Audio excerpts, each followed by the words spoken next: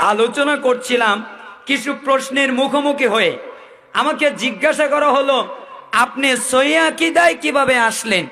আপনি তাবলিগ জামাতে ছিলেন না আর তাবলিগ জামাতটা বৈধ না অবৈধ আমি কিছুই বলি নাই, খালি এভাবে কোরআন বের করেছি, বের করে সূরা মায়েদার ৬৭ নম্বর আয়াতটা তেলাওয়াত করেছি এভাবে যে আল্লাহ তাআলা বলেছেন, ইয়া আইয়ুহার রাসূল, হে রসুল বাল্লিগ, আপনি তাবলিগ করেন।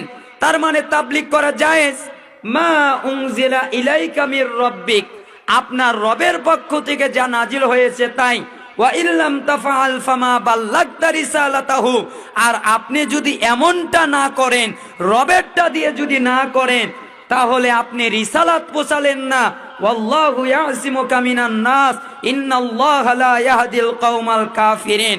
আর আপনি মানুষকে ভয় পায়েন না, মানুষকে ভয় পাওয়ার প্রয়োজন নেই। নিশ্চয়ই যারা কাফের অস্বীকার করেছে আমি আল্লাহ তাদের হিদায়াত দেই না।